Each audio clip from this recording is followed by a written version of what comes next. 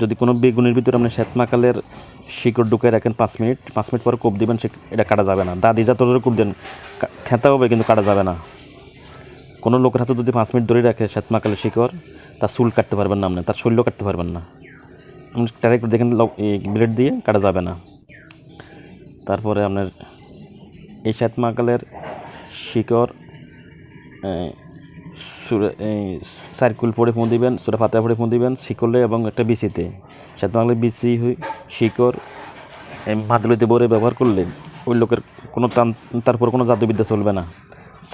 তারপরে চালান খাটবে না, চালান টিকবে না, বানকুফরি টিকবে না, জাদুমন্ত্র টিকবে না, অশুভ কোনো শক্তি টিকবে না। সাপে তাকে দেখলে ভয় পাবে।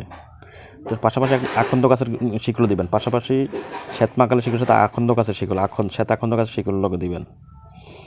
তো এরপরে আসেন, এটাকে কী করবেন আপনি ওই অমাবস্যা পূর্ণিমা রাত্রে, অথবা শ্বেতমাকালটা আপনি শনিবার মঙ্গলবার তুলবেন।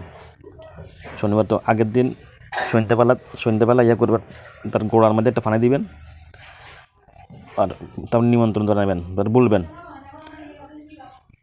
যে আমি তোমাকে নিয়ে যাব, এই গাছটা শিকলটা নিয়ে যাব। হ্যাঁ, তো কারণ গাছেরও পান আছে, তো এখান থেকে তারা নিয়ে আসবেন।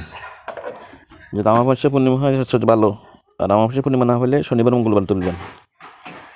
তুলে এনে যদি শ্বেতমাকালের ফলটা পান, মানে ফাঁকা ফল, এটা যখন ফলটা বাইরে হয় তখন সবুজ, আর একটু যখন ফাঁকে তখন হয় লাল।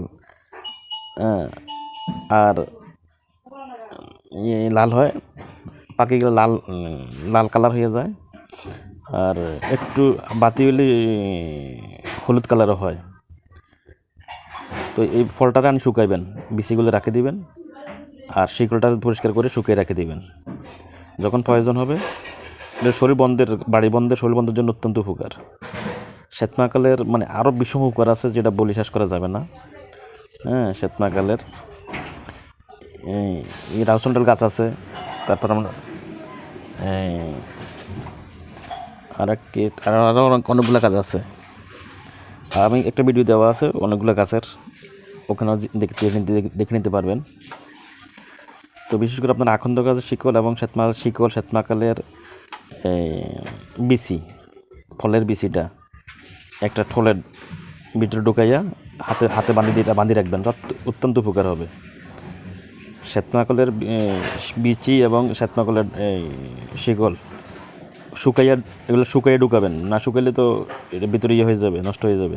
এগুলো আগে শুকাবেন রোদ্রে, শুকাইয়ার পরে ব্যবহার করবেন, অত্যন্ত উপকার হবে।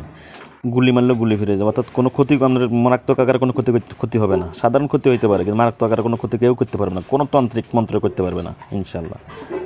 আমার তৌফিক ইল্লা বিল্লাহ, আমাদান ইল্লাওয়ালা।